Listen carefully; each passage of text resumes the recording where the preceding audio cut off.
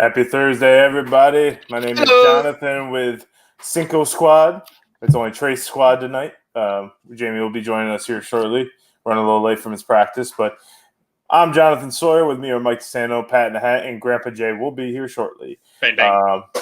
If you haven't already, subscribe on Instagram, YouTube, Facebook, and then we're on audio versions of Spotify, Apple Podcasts, and iHeart. So go ahead and hit that like button, subscribe, and share it to all your friends and family. Or else. What's going on, fellas? Happy Thursday. We made it again. How is your Thursday going?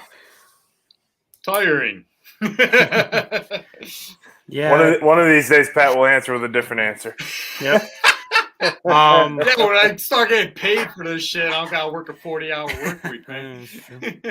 Yeah, no. This I don't know why, but this seemed like an even abnormally long Thursday. Right? Like I don't know. It just dragged on all day for me. I don't know about you guys. Yeah, it was a rough one, but I was looking forward to this all day. So I don't know if it was because of the show or of course it was because of the show. That's why it was a long, normally long day. I'm looking forward to this. I don't know why. I don't know why. See these jamokes. Something about it. Can we say a brief R.I.P. to Pat's flannel real quick? Oh yeah. Oh yeah, that shit got burnt. It happens, man. What happened? It's part of the job. You just caught it on fire? For the audio listeners, don't know shit about me. I am a welder as my daytime job, and a spark flew on my flannel and burnt that shit to a crisp. I felt flames. Pat was like, I know I'm hot and sexy, but god damn. Who turned say that? I didn't say that. Who turned up the heat in here? I mean, why? So it's hot in here, just me. Thirsty Thursday already? Woo! But yeah, I mean, it's been a long week. When I went up to stay with my grandparents this past weekend. Actually saw Grandpa Jay this weekend. We hung out for we just sat there talking for like 5 or 6 hours, and it was weird because we were talking at one point. It's like I feel like we do see each other every single week. Yeah. But it's different when you get in person with the person. You're like if I were to see you guys tomorrow, I'd be like, oh, I just saw you, and it's like. No, that's how I felt when I saw Mike in January for the Syracuse North Carolina game. I was like, dude, I haven't seen you in a year, but it feels like we talk every week. Right, exactly. Because we do. No, but it really, in that case, it really was different. It was different actually being like face to face. Right. Whoa. Not like that. I meant to like that. Oh. Well. Nice. I'm sorry, Pat. I only like you as a friend. Oh. Wow. Way to let me down softly. Damn.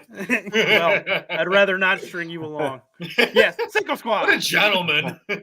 Well, I don't know about you guys, but it was really great having Quentin on last week. I mean, yeah, I know about you guys. Yeah, you guys loved it. So that's a terrible way to say that. Sorry, Quentin, I don't know about you. Why did you preface that? I don't know. Why am I hosting this show? Why? I look forward to this all week. I don't know why. I don't know. It's Thursday. Mike should host this show from now on. I'm just don't put that on me. I'm gonna let Bubba do it. But no, I mean it was great having him on the show last week. Hear his story and everything, and of course he's an Eagles fan, Pat. So that's awesome. There we go. Tune in next week. We do have another guest on, Idris Taki. He was on last year for I think our 7th episode. He was on. He'll be talking about his current team as they make a run in their playoffs and whatnot. So tune in next week. But boys, what was your thoughts on the sports this weekend? I mean, I got very little games I could watch, but I mean, Syracuse kind of shit the bed, so it was. We're not talking about them. Yeah, they are off the table. Yeah, yeah. I'm not feeling so good about North Carolina either. I mean, it's weird. This North Carolina team has had games where they look like, world beaters. Like they can run the table again in the tournament. But most of the games this year have been just like, no, this is a team that is still trying to find its identity 3/4 of the way through conference play. That's so weird because they were a Final Four team last year. Yeah. Not a lot of guys left. You're missing Manic. Just say it. I have a simple answer to that. And it was what I've told John, I've told Jay, and I told Pat this in person when we were at the game. Face to face. Face to face. Dumb dog in between. Damn it. That it really just seems to be the Why'd I picture that? God damn it.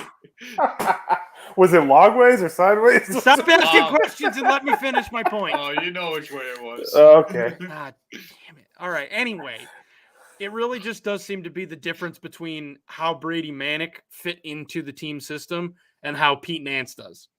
Now, I said that and that Pete Nance hasn't been a good player, and then Nance led the team in scoring that night. Fucking So, guy.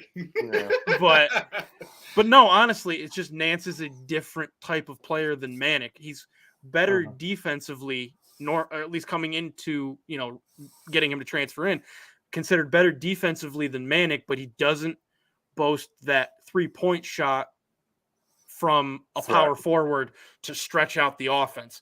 Yeah. So even you you gotta can even stretch see, it out. Pat, just let me make a point. No, Mike, you're right though. I mean, Nance came in as a transfer and Manic came in as a transfer, but we heard about Manic through his years at West Virginia. Like he was a stud there. He was averaging almost 15, 16 points a game, knocking down 3 to 4 threes a game. Like we heard about his talent. You went to Oklahoma or West Virginia? Oklahoma. Oh, Oklahoma. That's right. Because I always said he went to West Virginia. Everyone kept saying he looks like a Mountaineer. yes, he does. He really does. He looks like a Bob Huggins recruit. Yeah, easily, big beard and can shoot. Come here. You're on the team. Well, speaking about big beard and can shoot, let's bring in Grandpa Jay. Well, I don't know about the can shoot, but Oscar Sheway came from West Virginia over to the better school. Oh, okay. I don't know why I always think Brady Manic did, but that's right, Pat. he looks like because I always said that, and I always got it wrong. So, What's up, what's up, Jay? Pit snoggle, man. Jay, I was just telling the guys how it was really great hearing you guys, seeing you on last Saturday Friday, and how it was weird. Like we see each other every week, but it was different. Like it's just like, oh shit, like it just felt like it was like another Thursday or something. So, yeah. How's your week been? It's been a week. That's what we've been saying, man. Join the crew. I got a full weekend ahead of me too, man. I'll be at the pool all weekend in Clearwater for Florida Age Group Swimming Championships. We got 14 kids taking part this weekend, so it's gonna be Good luck to them. Definitely good luck to them. Yep. They got a good coach, so. Well, before we start the long weekend, I want to get to what y'all sipping on. Sipping now. Jay, what you sipping on? I got the big Bango jug though today. Just some high quality H2O in my Bango. Thank that jug. The Bobby Boucher drink clean. Pat, what you got in your glass? Oh, no glass this week, boys. I'm going back to the water and well. Yeah.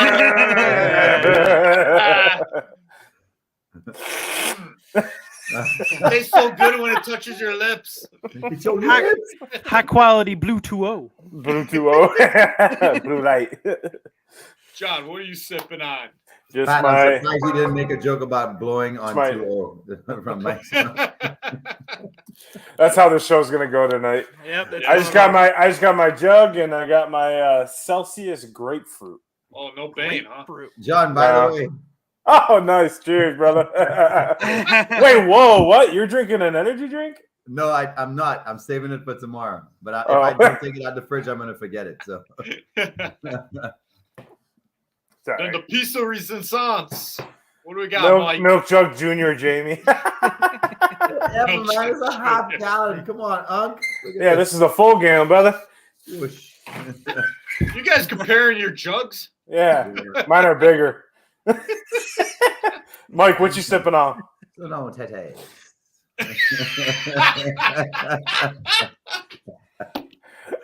It's anticlimactic now with all the jokes. Like, it doesn't matter. But look, man, if you don't stop that language. I'm drinking a squeezy hard lemonade. Oh, yeah, which you actually, are. I should have switched my drink real quick. What are we? Are we starting the podcast now? Are we doing it now? Squeezy hard. You gotta mix it together. Squeezy hard, Jugs.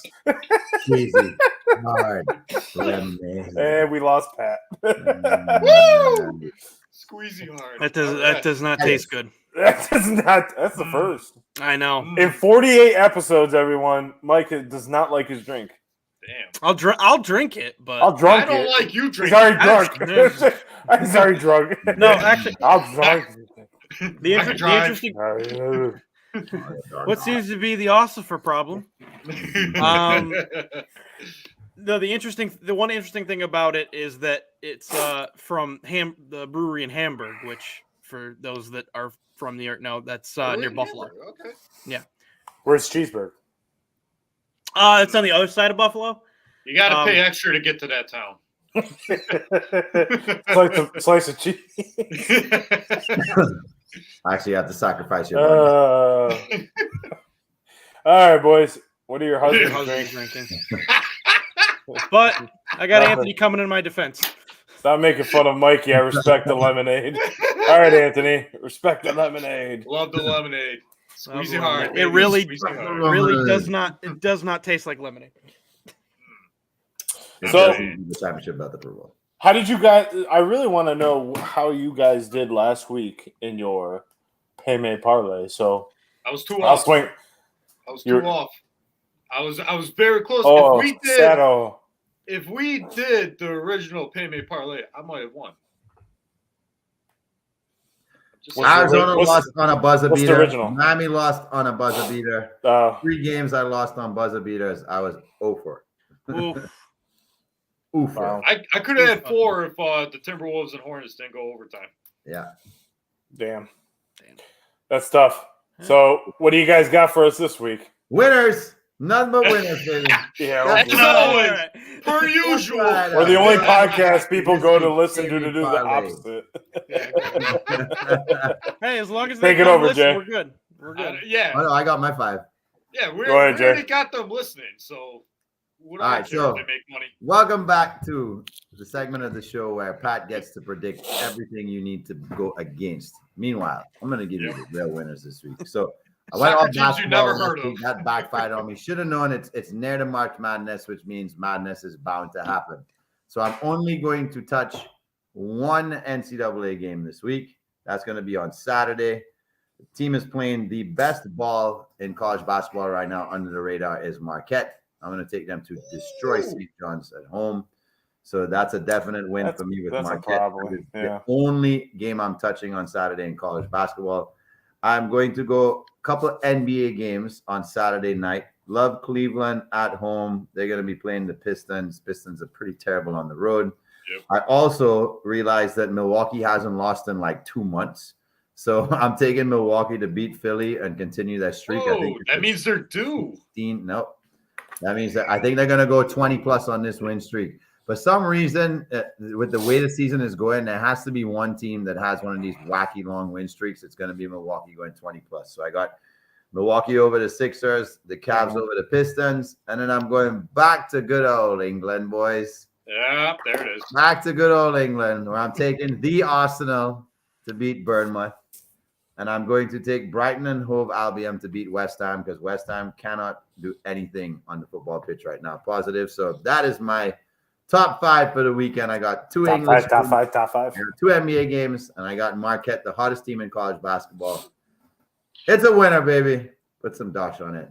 We'll get you paid. Pat, who you got this week? All right, let's get this one out of the way real quick. NBA, Magic Hornets, LaMelo Ball's out. Magic's playing pretty damn good ball. Even though they're not the best team, they're playing good basketball. I'm picking Magic over the Hornets right there. All right, now to the college basketball. The fun stuff right here, boys. Baylor over Iowa State. Baylor's playing at home. Playing good ball right there. We're getting to the dirty season where magic happens, but Baylor's still the better team. They're going to win at home. And now the next 3 I pick right here, these are the top 3 teams most betted on this weekend. UNC Asheville over Charleston Southern, Grand Canyon over Utah Tech, and New Mexico over Colorado State. I want 5 for 5 this weekend, and I like the New winning Mexico, it. Colorado State. I'll take that one. The Grand Canyon too. Yep. They're one of the best teams, best records. Never they heard don't play of. anyone. They don't play anyone. You never heard of Grand Canyon? Grand No, I'm Canyon, saying, I he thought was said- an he said online it- school. They're one of the best teams, and they play against, I said, people you never heard of. Yeah, Exactly. Yeah, right. Utah Tech. Yeah.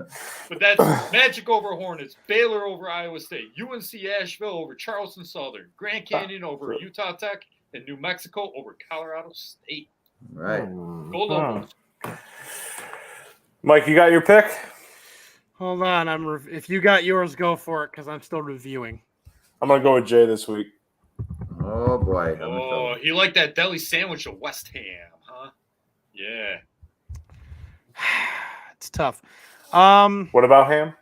Ham. That's the only reason why I picked. No, sure. No, Pat, I would have gone with you, except for I have a feeling that Iowa State might beat Baylor, so I got to go with Jay. Whoa. Okay. All Hey, right. I gotta go with the Hey, former Bonnier. Mr. 4 out of 5, 3 out of 5 against 0 for 0 last week. I'm just saying, boys. Means he's I'm just due. saying, In boys. your own words, that means he's due. That's right. In my own words, we're both due. Let's be honest here. It's all right. Everybody do the opposite. Yes, please. Like and subscribe. Do the opposite. Yeah. Right this way, What? people. So Right no, every- hold on. This way. Reverse psychology. Don't We're 5-0 and this week. subscribe. So everyone that's There you go. tuning There in, you go. tune into the our social pages afterwards. Mike will post those parlays up. Let us know if you win. Give us some money. Sponsor us. Do something. Yeah, do something with your lives.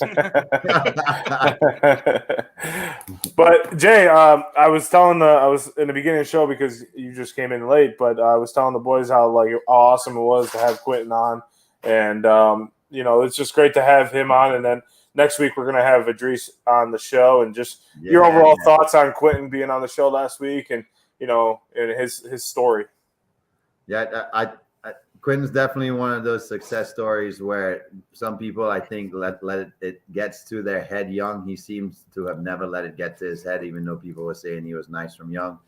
He's an intelligent young man. I think he's on a career path where we're going to see him don the actual NBA jersey of his ilking, hopefully New York Knicks, where he just goes straight and be that New York boy. I know he's mentioned that as a kid, he wanted to play games at MSG, not necessarily for a Knick, but play a lot of games there. Best case scenarios, he could be in a Knicks uniform. But great guy, loved having him on. I really loved when he started talking about that COVID story. It really hit me. Yeah. And like how abrupt everybody who was a senior that year sort of had to just swallow the fact that this is it. But he persevered through it, and I think that's a great story for all of our listeners to really take to heart. Is that everybody hit a wall at that point, but what did you do after you hit that wall? And he really went in a positive direction. So, big up Q Rose. Definitely, and it was great to. Like I said, I think he's definitely got the talent. The game after he had a great game. I think it was 12 points, Next night. 4 steals. I think it was 6 rebounds and 2 assists. So. Really good game, good offensive stretch. I know he struggled. We'll take half the credit for that. Yeah, I mean, because Cinco squad, he's So if you want to have interviews. at least one good game, you have to be a guest on the show. Single spot boost. But speaking about a boost, the MLB has boosted their playing time over the past, this season actually. So are the new MLB rules taking too much away from pitchers? Is my thing. Yeah, that was a question that came up today, I think, or the other day. I was talking to Mike about. We watched the Yankees game in 2 hours, quick, boom, and it was cool to see the pitchers actually kind of adapting. And one of the things that Mr. Captain, Mr. MVP, and Mr. Judge said was that ultimately he felt that the new rules allow him to forget about if he swung at a bad pitch. He swings at a lot of bad pitches, so let's be honest. Nah, not really, not anymore. But what are your guys' thoughts on it? The new MLB rules taking away from the art of pitching, or do you feel like it's helping pitchers? Anybody? I'll jump in because I think I brought this point up with the pitch count. Yeah, it's it's good for the game. No one asked for it type of aspect. Like, there are other ways you could have done this. Yep. I don't know if you guys saw the Red Sox Braves spring training game. Bases loaded, bottom of the ninth, 2 outs. The guy didn't get in the box fast enough. Inning over. That was a third strike. Yes. With no pitch being thrown. That's wild to me. With the taken away from the pitchers have had everything, having complete games, perfect games. You say it's a pitcher's game nowadays. Right. I still say the hardest thing to do in sports is hit a baseball. And the way baseball is trying to get more momentum is to score more runs. And you can see that by having the batter get in the box faster, having bigger bases, having the shift not changed. And there's also a rule in there, you can only throw to a certain base if you're a pitcher for a lead. You can only throw, I think, twice now. Twice per at bat. Right there, you're seeing a lot of different rules that are going to favor offense more than the pitching, which that's the biggest thing I hear from people who don't like the game of baseball is it's 0-1, 2-0. Like no one wants to see a pitching duel nowadays, which baseball enthusiasts love because that's a great game. But the common viewer, people who don't really follow the game as much, they want to see dingers. The chicks take the long ball. You want to see runs, man. Yeah, it's going to impact the pitchers, but I think it's going to make an overall greater product. I think the biggest thing that I notice is that the velocity of the pitchers are still there, even though I have to change their windups. So what's scary about this is I think it's going to work in the opposite direction.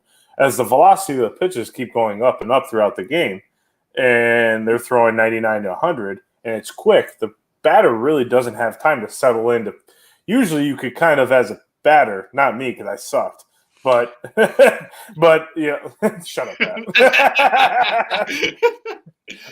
But as a batter, you have time to pick up if they're doing something in their glove, stuff like that. They don't have time to do that anymore. And realistically, a lot of the pitchers nowadays are pretty quick to the mound to go and keep going.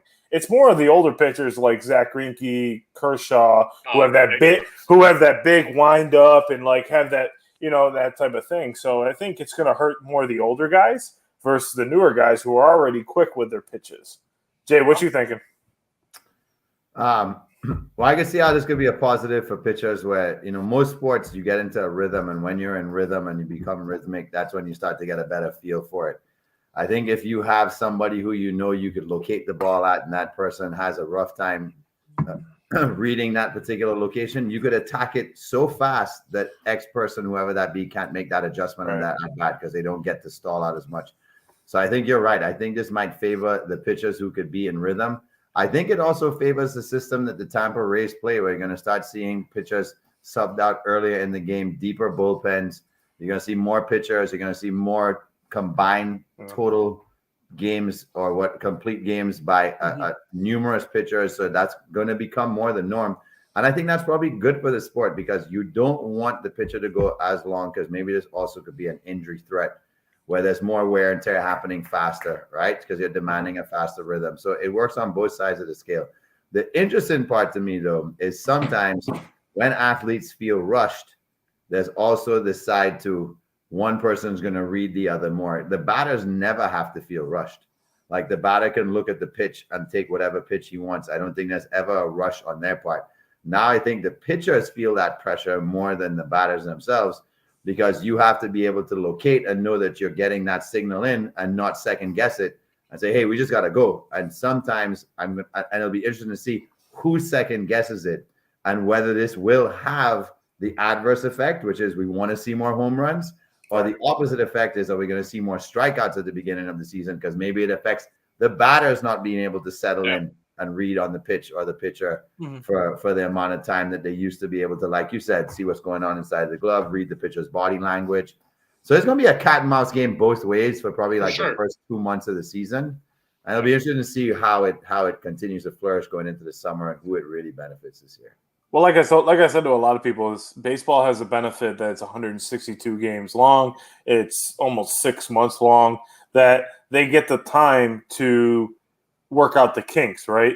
They've been doing it in AAA for the longest time. So this is not anything new to these young guys because they've been seeing this over the last, I think, Mike, you can phrase me if I'm wrong, or I think the last 2 to 3 years that they've been doing this pitch clock. So, I think it's going to be an interesting change.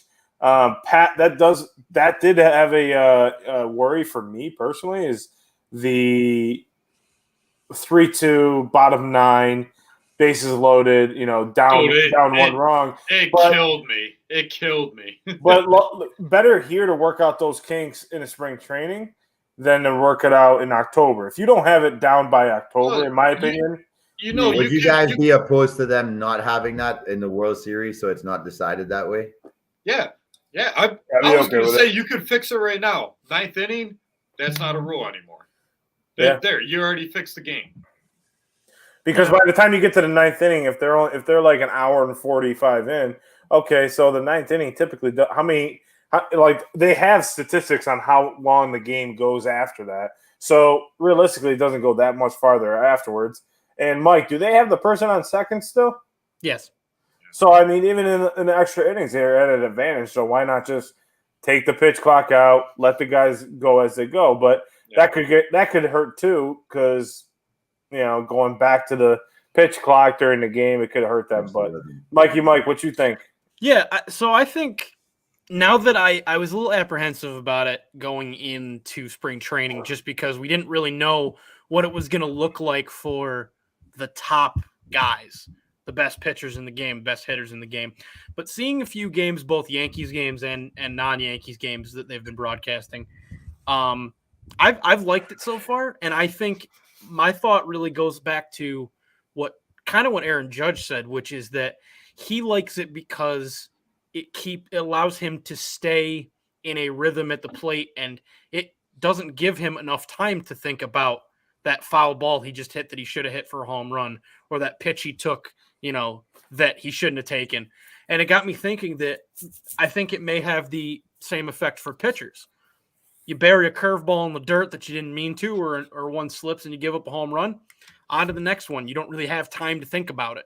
And what makes it most exciting for me is that for these pitchers and for the hitters is the thing we always want to see in baseball is the battle between the pitcher and the hitter. Yep. Who's gonna win? Draw a walk, get a hit a home run, get a strikeout, what have you, get a ground out fly ball, whatever.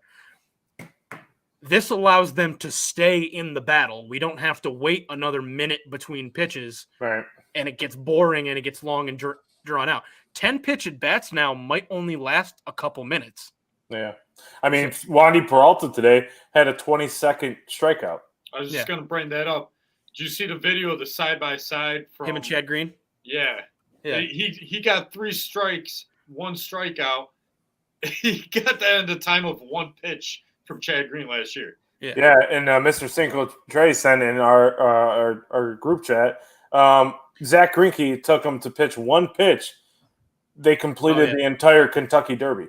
Yeah. So, like that type of stuff in the middle of July is like, come on, dude. This will help July games, August games. But do you think that'll lead to more injuries by these pitchers?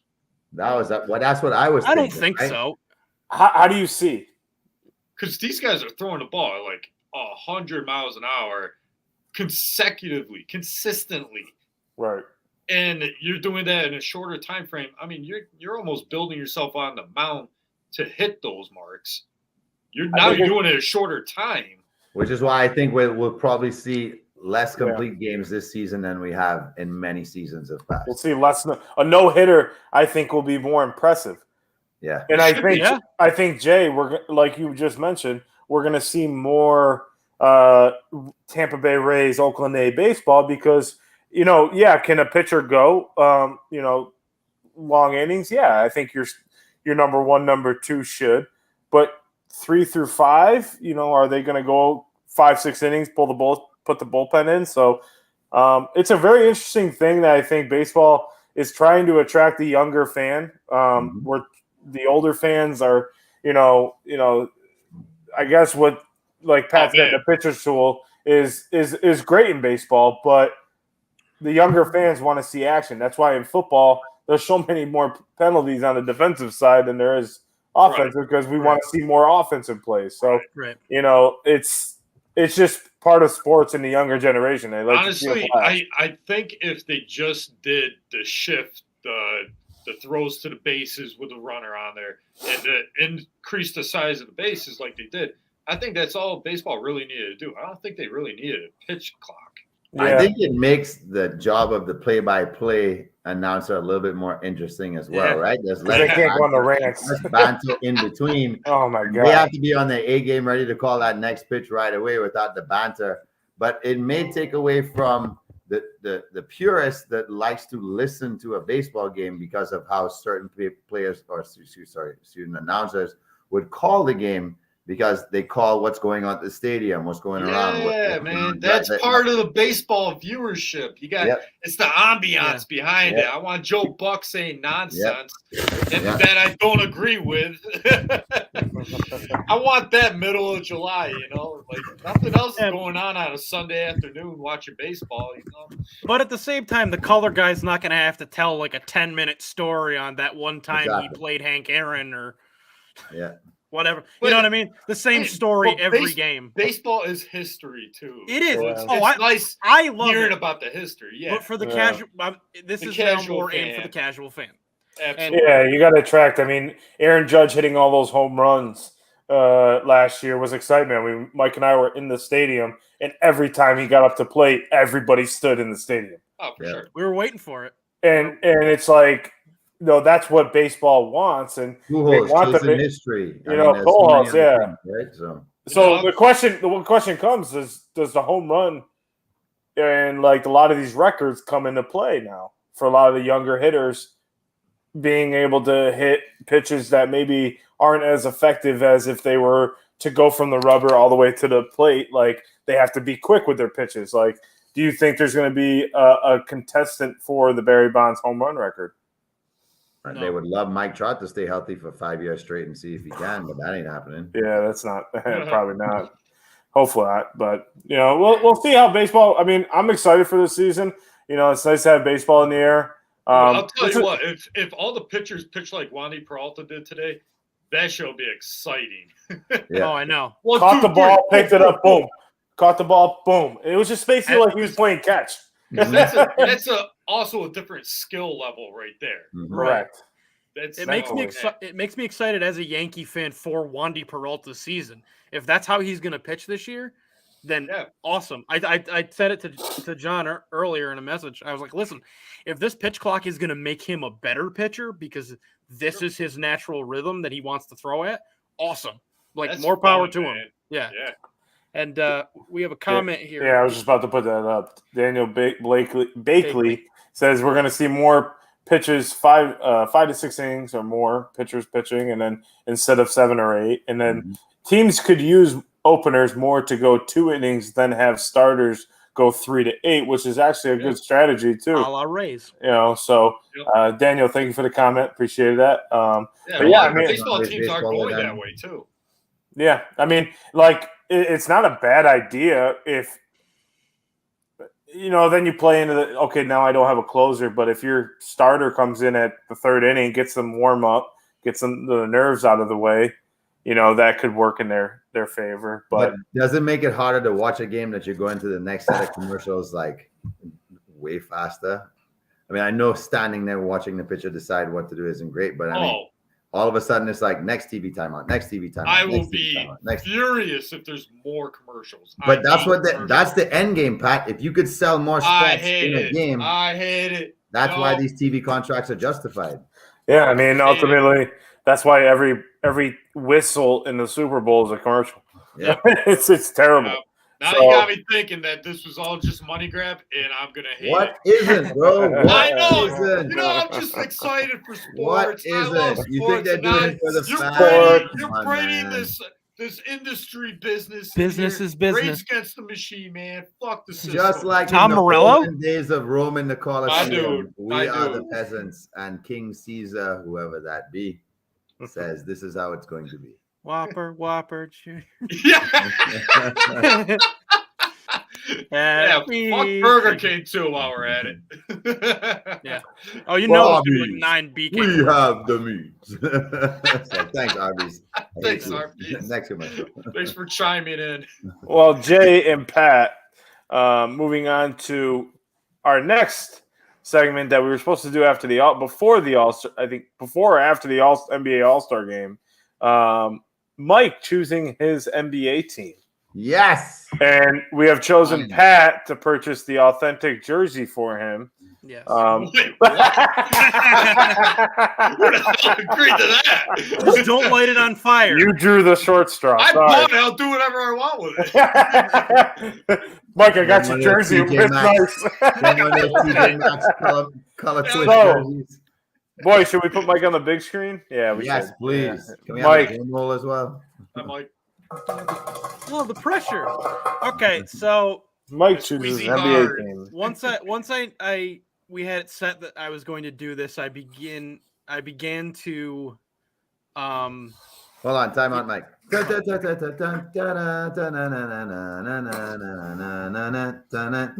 Welcome. speaking of commercials, Thursday night. Mike. There was a break in the action. Whopper. I was gonna say. So yeah, I began to deliberate a lot of teams. A lot of teams in my head. As Pat, there's how you can afford my jersey. Daniel appears to want a hint as to who my team is. Yeah. Well, can we guess too? Can we guess before? Can we guess? Yeah, sure. So I'll say this: I deliberated a lot of different teams, and I kind of went back and forth on some. But yeah, you can take your guesses, and then we'll have a brief Burger King commercial. Oh, we'll have a middle of the show stump the squad. Yeah. Yeah. So basically, what we'll do is we'll all say our guess, and then you say I successfully. Okay. Okay. Okay.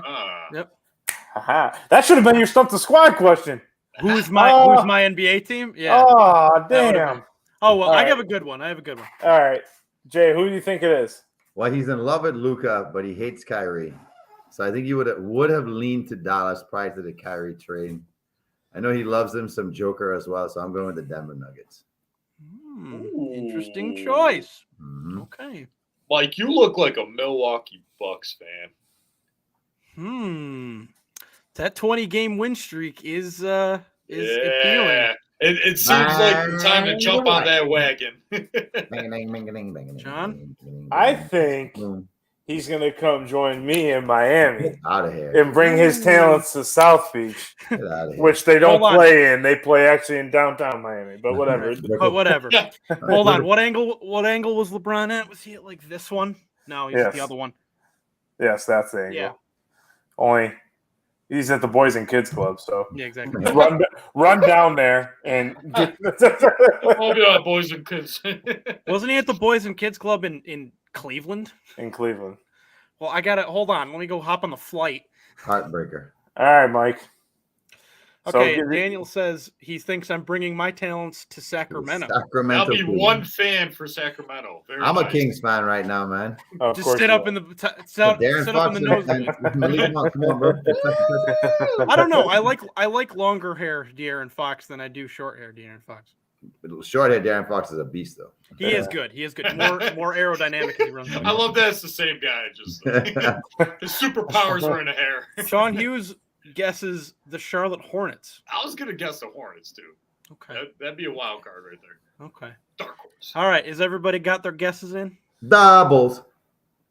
I have successfully stumped everyone. Yeah, it's the Knicks. It's the LA Sparks.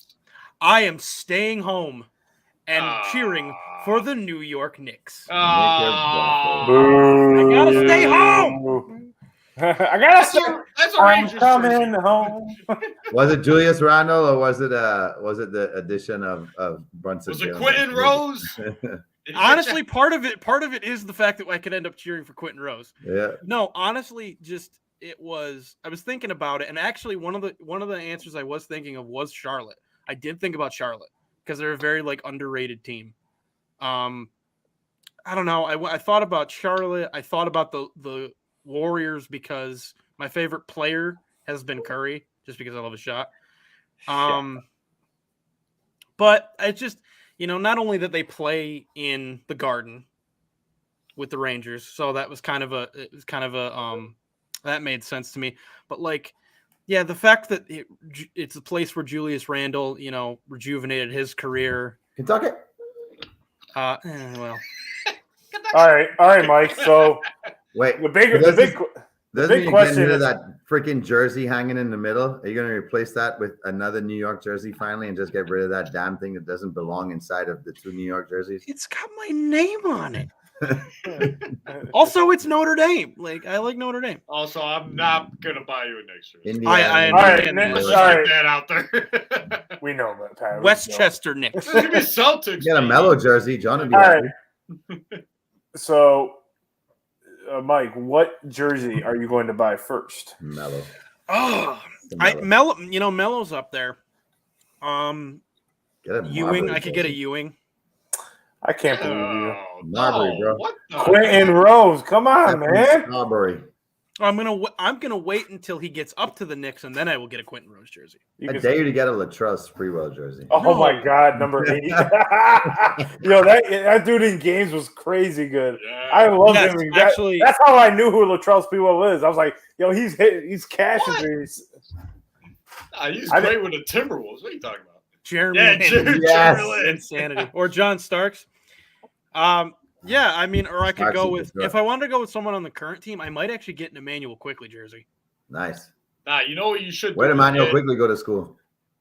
I don't even remember. Kentucky. Kentucky. Oh, well. Mike, what you should do is get a Patrick Kane New York Knicks jersey. He said earlier today that he wants to go to a Knicks game. So, Of course he does. like, Well, he's Jalen only Brown- on Pat. He's only on the team for the rest of this year, and then he's a free agent. So That's all Yeah, right. we'll see He if they doesn't play for resign the Knicks, so. Yeah. Mike Mike has a bad luck of getting a jersey that when the player leaves. that's why the back of this one's not showing. Hey, Mike, Tom said Anthony Mason. I'd rather you get the Anthony Mason hairstyle. No, Pick any one of the 100 that he had in his career. no. What about a Steve Novak jersey? Ooh. Who? Steve Novak did nothing but shoot threes for like a year. Yeah, he Sounds also like a was white part guy. of that Marquette team. Very much so. Yeah. Don't like the kid. But yeah, so I just I always kept my mind kept going back to the Knicks and how it just made sense for me to become a Knicks fan. So All right. Knicks is who I'm Well, rolling I with. hope Mike you is enjoy a getting Knicks bumped out of the fan. first round every Mike year, bro. is a Knicks fan. Well, I deal with the Giants and the Rangers pain already, so why not add some more? I mean, it's Why not? Well, I Guess know what? one. You and Steven ain't like the same team now. Congratulations. I know one jersey Mike's not going to get is RJ Barrett. Donna Duke jersey. Oh, yeah. How could you? How could you? as long as it's a Knicks jersey, it's okay. Now, Maybe if they it's get if it's an RJ Barrett Duke jersey, I'm burning it. Yeah, get a John Wallace jersey. Oh, by the Yeah, way, Pat, good call. Send me the ashes. I'll reburn them. Okay, thank you, I appreciate it. Pat, by the way, You're the I best. can't be a Bucks fan. Why? Oh, come on. Grayson Allen. Excellent point. Forgot that Excellent. man is still alive. Yep. But even if wow, Alive. Yeah. Jesus. I don't Would wish you it- miss him? Would you Harsh miss crowd, him? man. Would you miss him? Ladies and gentlemen, I would- harsh crowd here tonight. All right, move on because this is getting All off the right, rails. so You guys are just moving me along. All right, I like I this. feel like we got gypped there. The most obvious answer was the New York Knicks, and I think all of us just went away from that and didn't go with the obvious. I know what jersey I have to get. Michael What? Sweetney. who? Michael Sweetney. I don't know why I keep asking who. I don't know who that is. I don't know who that Huh? He was a Knicks first Ball round boy. pick. I want to say in the late 90s, early 2000s. He was supposed to be like the next big power forward, like superstar for them after big man after Ewing, That didn't work and out. he absolutely busted out of the league. He came out of Iowa State. He only came out of is. Yeah, get a jersey no one's ever heard of. Oh yeah, no, I'm gonna get bench player. Yeah. My wife says Jason Kidd. Babe, he He played for the was a Nets. Nick. He was He a was? Nick. He was a Nick. What? For what? 2 months? My wife should Pretty take much. over the show. I didn't even know that. He was a Babe, net. what are you doing? He was you know a this? Jersey net for longer. He Yeah. was absolutely. Hold on. I don't even know when he was a. He was a Knickerbocker. For his, he retired a Nick. What? 2012 to 2013. You retire a Maverick. Oh my God! There you go. That'll be the most. I don't know. One season. I don't belong on this jersey. And Malin Very pulled it up though, so it's like, Yeah. kudos to her. She should take Bravo. over my spot. Good Like, shit, Malin. Yeah, man. When we're talking NBA, you need to substitute. Yeah. Substitution. clapping. Tag in. Yeah. You guys Take a water break. Now right, you're well- a Spike Lee fan. That's weird. I don't have to be a Spike Lee fan. Yeah, I got you. I have to be. She said you're welcome. Yes, thank you. No, thank you. So moving on to the NCAA and breaking, and since we've had some record-breaking potential for NCAA and for LeBron James this year, Mike brought this up in our group chat and said, is breaking an NCAA record more impressive than breaking an NBA record? So, Jay, what you think? Yeah. 100%. You can still get close to NBA records and not have a significant freshman year or rookie year. You have to hit the ground running in college basketball with your limited window to set that record. You have 4 years of eligibility, and that is it. The COVID kids got a little bit lucky, and maybe that's why we're seeing records broken, because they got that fifth year. The But pandemic they kids got also lucky. They're there for like 9 years, Jay. Yeah, We'll be there when we 6, 7 seasons to do it. So like there's an exception, but because your window is smaller and because your coach is constantly trying to almost replace your spot all the time in the NBA, Right. different, they're building a roster around you. If you're the one doing the record breaking, I think it's much harder in the NCAA. Yeah, I was thinking the same thing. I was like, because you got 4 years versus like an entire career, right? But there's a couple factors in the NBA, especially nowadays. It's been, and it's something that you and I, all of us go back to, is that there's a lot of parity in the NBA. And, you know, a lot of things can happen. A big injury, I guess the same thing in college, but I think you have more time to break the record in the NBA versus college. And I think college is there's very rare kids that stay all 4 years and then some, right? So the reason why this is brought up is, Mike, I don't know if you want to mention, I don't know the guy's name, but guy from Detroit is bound to break a record here. Yeah, Antoine Davis is, I believe, currently still sits 25 points away. He's at Detroit Mercy, 25 points away from Pete Maravich's career scoring record, is what brought this up in my mind. What is that record, you know? It's I know it's over 3,667 points. Yeah. How do you know that? Because I just looked it up. Oh, What I did know prior to that is that his average was 44 to do that. Yeah. You know what's crazy? My without dad's a 3-point line. Right. Oh, all right. So that's actually 55 points, Jay. Yeah. He was going to average 55 points. That's crazy. If you factor in a if 3-point three-point shots were in there, he would have averaged 55. That's crazy. Yeah. That's nuts. I just think that it's a tough record to beat. I mean, not a lot of kids are staying consistent in college, and you know, you may have a breakout year, and if you have that breakout year, you're getting looked at by NBA teams to come in the first round of the NBA draft. So, like, it's very difficult. Is a player who's playing at 25 points a game going to take that opportunity, or are they going to stay in college and, you know, in that aspect? So I think it's harder to break an NCAA record. And I think that's really impressive. Not to diminish, you know, what LeBron has done, but no, absolutely diminish it. Here we go. All right, Pat, go ahead. Yeah. I'm joking, Pat. Oh, that was my segment. Okay, and Mike. Yeah. Honestly, when I thought of this question, it was because Fuck LeBron. when I thought of You this meant question, LeBron sauce. Szechuan sauce. All right, Mike. Yeah. When I thought of when the question came to mind for me, it was because I thought to myself, honestly, I think it's harder to break an NCAA record simply because, like you guys said, there's not as much time. You're right. You have at most 5 years, 6 if you use the COVID year. But even Antoine Davis, this is his 5th season. So it's not even like he's on a 6th year. He apparently led the NCAA in points per game his freshman year. He averaged 26. Wow. This is by a slim margin. This is his worst points per game season of his career. How many career games has he played? Do you know? Wait, he's averaging 26 points a game? His freshman year he did. And then what is he averaging right now? So right now, I think he's averaging 23.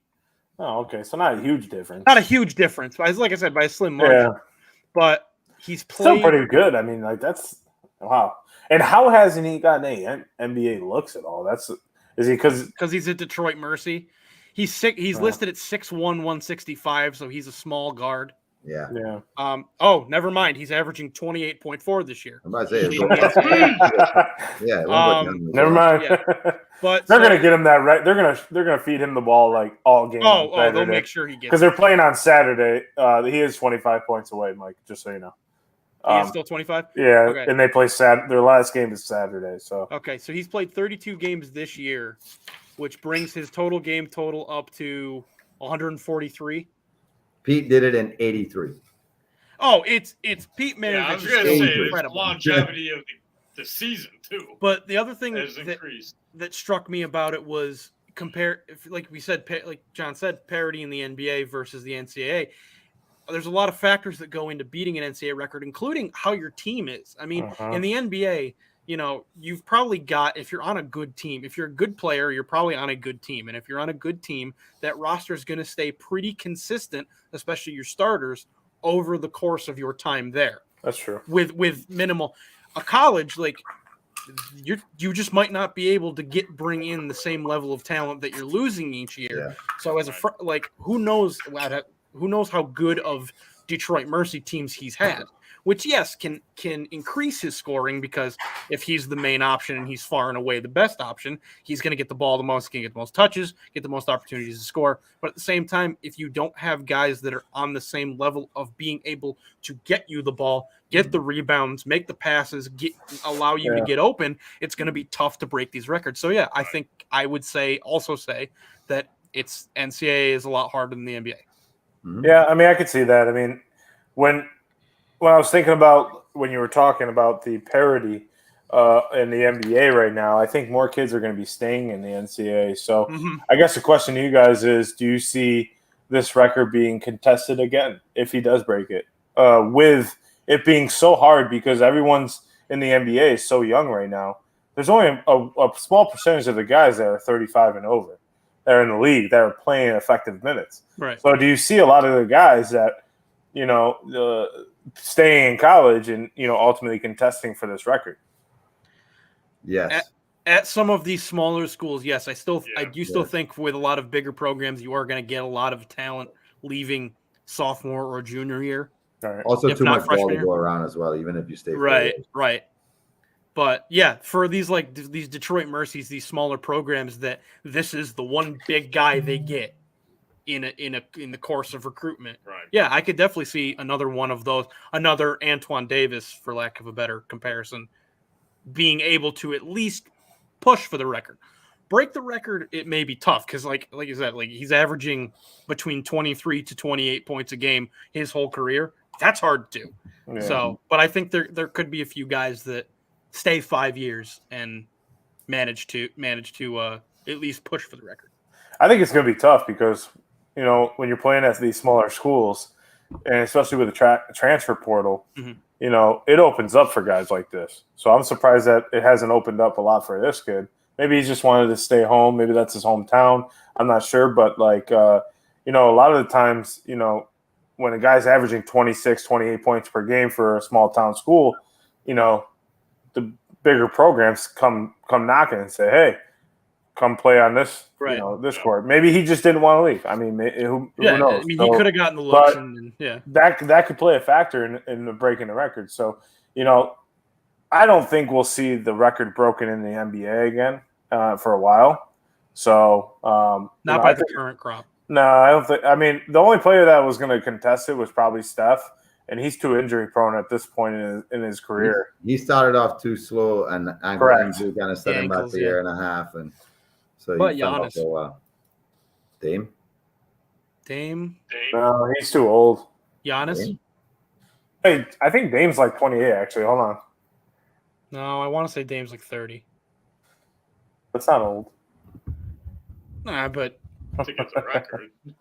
Yeah, 30's not old.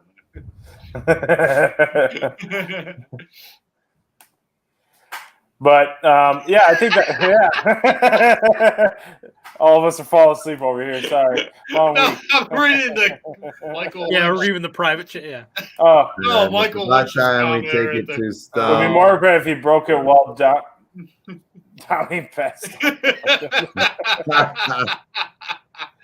My uncle. That's my godfather for You you. know what? I would love to see LeBron get another record swallowing my dome dog. Okay, all right. All right, Moving moving on. I think it's time for Stump the Oh, it is. Squad. Yes, sir. Yes, sir. Yes, sir.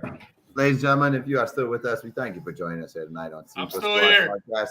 You can find us on all major platforms and iHeart now, and we've reached our favorite segment of the show, which is called Stump the Squad. We pretend that we don't look up the answers, but we do and get it wrong on purpose, Nice just clock. to make you people not feel bad about yourselves. So we're going to ask each other some sports trivia from any field, maybe from the 1920s. Who knows? One of these guys always reaches in 100 years back, but whoever gets the most points at the end, 2 points each. If you get it right, you get negative +2. If you get it wrong, you get -2. Person with the most points in the end gets the rant of the week. And I need a win this week, gentlemen. So let's start with John this week because I know I'm going to get this one right. John? Remember when we used to wager the points too? Like, Yeah. how many Yep. you want to do? One. We're all like, let's just do 2. Now we're on it.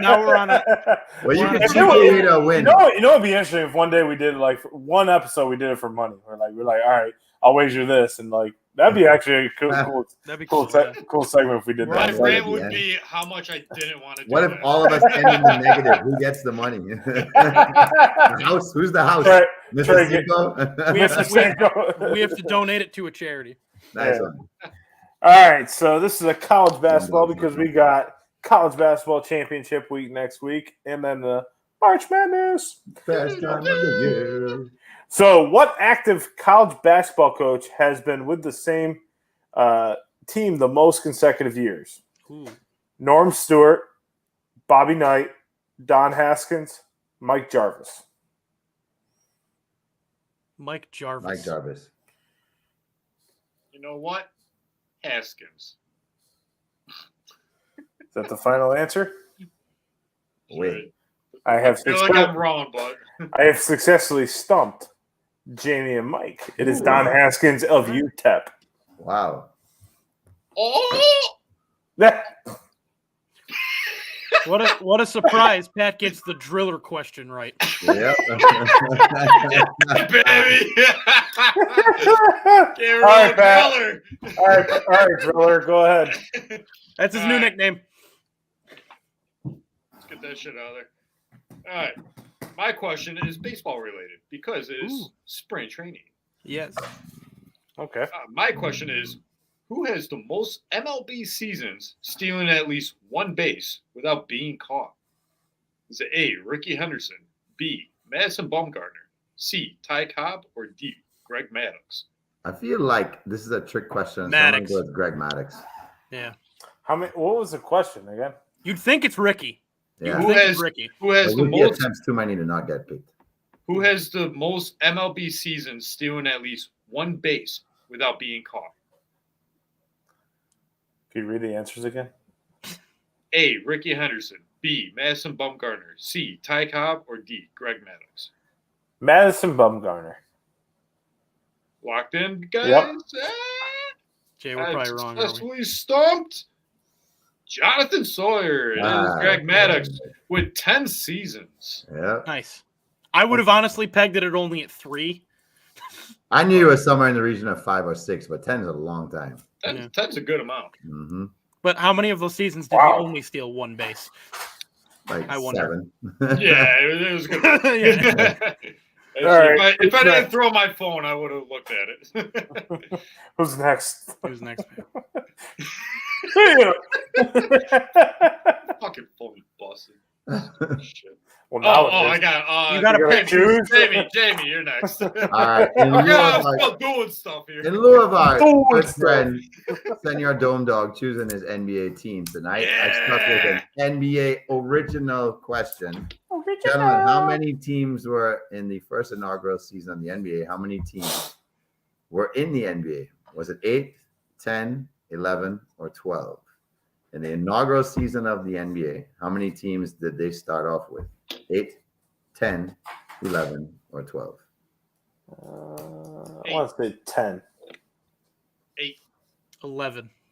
8. Pick a date. Final answers locked in? Mm-hmm. Yeah. Wait. I have successfully stumped John and Pat. No! The answer is 11. That's weird. And one of the best possible names you could think of, and you wouldn't I'm believe done. you wouldn't believe that they had a name. In fact, how about this? Do you guys want to guess what the Toronto had a team? You want to guess what their name was? Huskies. Ponytail. That's correct. It was the Huskies. What? Yes. Yep. Do I get additional credit? No, you don't get any points. Your favorite team would have been the Pittsburgh Ironmen. I do remember that because we had that in the was it am I the one that asked who the first ever NBA draft pick was? And Yeah. it was by the Pittsburgh Ironmen. Yep. That's a weird. All right, Mike, bring us home. Those teams, man. Okay. All right. So the scores are Jamie 0, me -4, Mike 2, Pat 0. So it's between you three, not me. I get 0.5. Okay. Bonus. All right, Mike, go ahead. See, now I'm nervous to ask my question because I'm actually in the running. You're So always in the running. I'm always I'm the Yankees.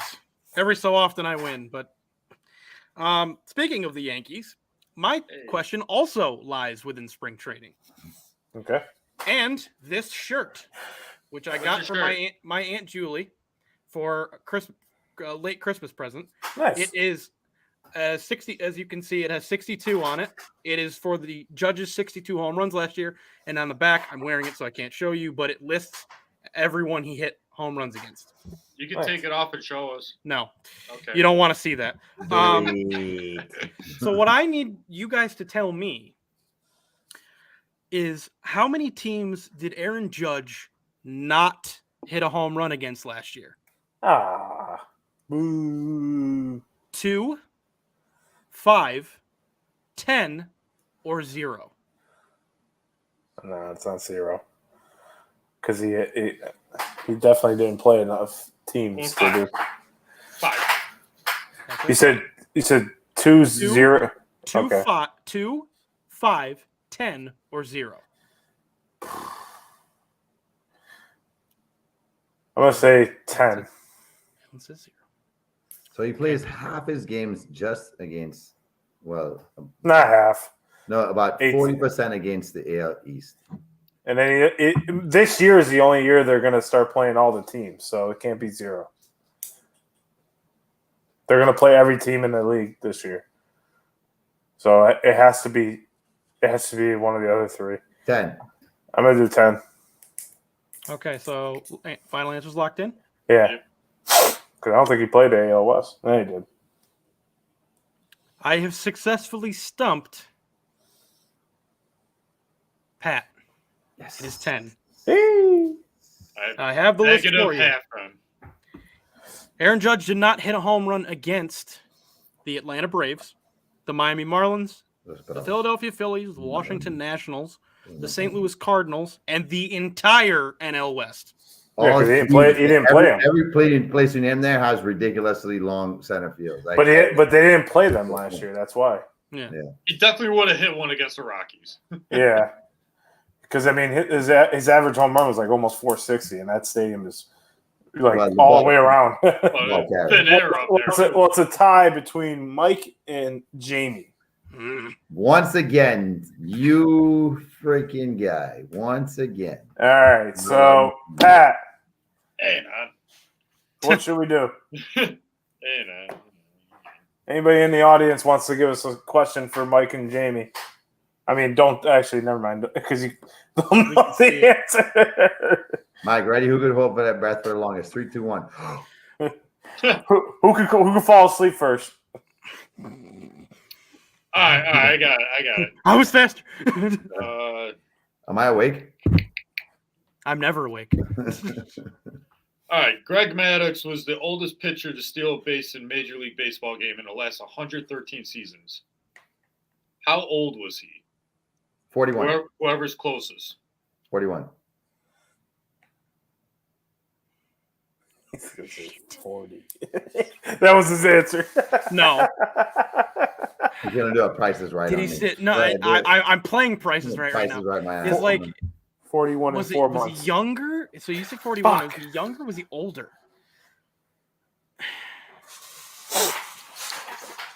I'm just gonna go with my gut. 43. I bet you it's 38. I hate you guys. He was 42. Oh my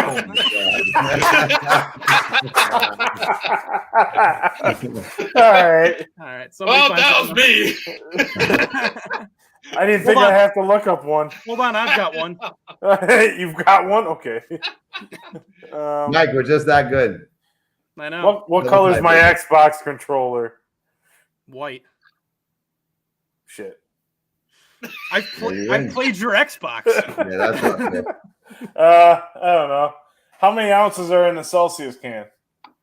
He has Yeah. it. No.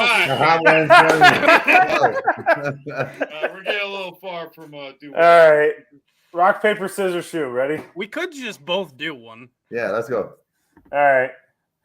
For the first time ever, we'll have a double rant of the week. So is the tie officially? No, tie? I don't like ties. No, All No, let's ties are win it. for- Come on. we're not doing Let's that. get a winner. All right. Let me look up something. Talk for a little bit. What's my favorite number?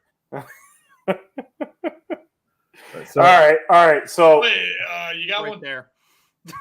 if you have one, go ahead. All right.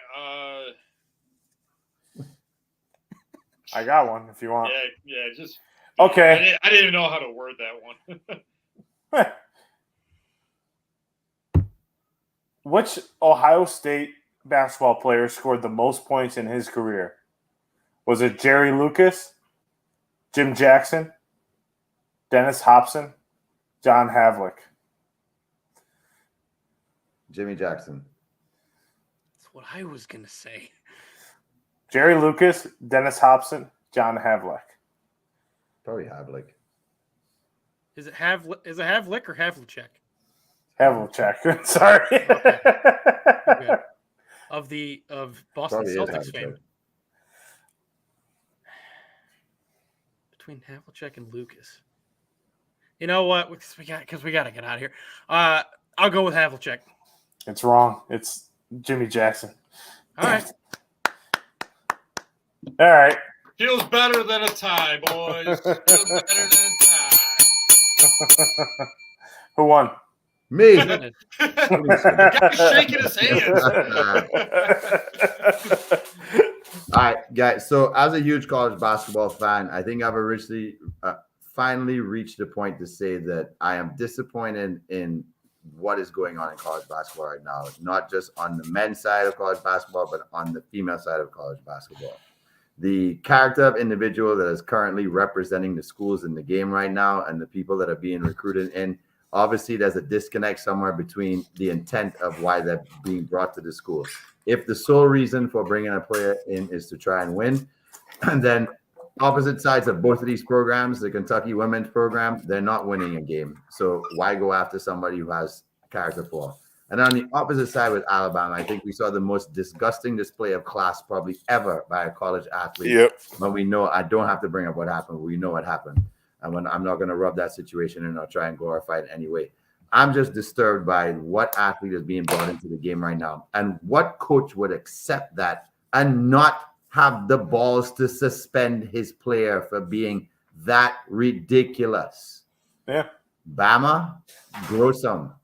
You guys lost a huge opportunity to make a statement right now. And all you're doing is trying to get your first #1 ranking ever as a school, but you're tainting the sport by allowing this to keep taking place and just having your coach go up there and talk out of his booty.